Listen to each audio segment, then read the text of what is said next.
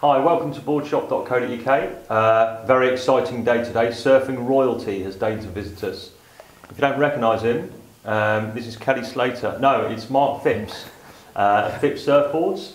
He works out of Euroglass in France and in Oz, of course. And he's come over today to have a little chat about the amazing One Bad Egg and the equally amazing Caviar, new shape from him. But we're going to start with the One Bad Egg. It's been about our best-selling board of the year, and Mark's here to give us a bit more insight into why it works and the thoughts behind it and all that kind of stuff. So take it away. Right, yeah, the One Bad Eggs, is really just a comfortable board, easy board to surf.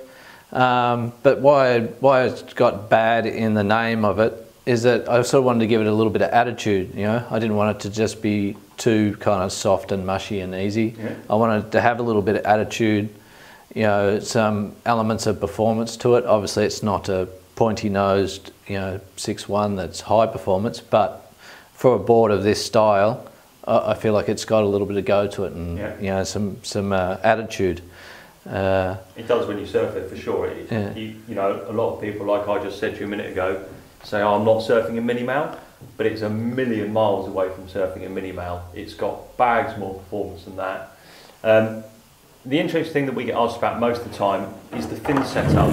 Why did you go for a 2+1 as opposed to a standard thruster or quad setup or whatever? Yeah, well, we've experimented a bit with that, and some people do customise it and go for a thruster or go for the quad setup and the box in the back. But we found what works best is this setup. So it just seems to really perform well, pivot around it. It's still got quite a thruster feel to it, as you're surfing it.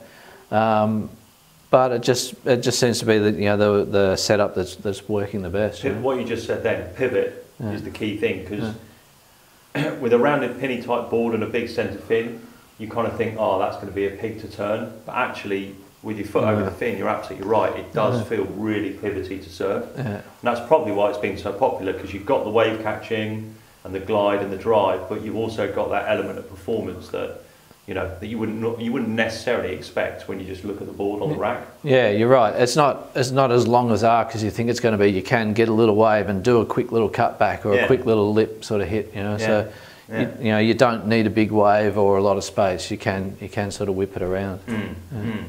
And sizing is the other thing that people always ask us about, and we have a rough idea from the own, because we surf them as well, so we know what it works. Yeah.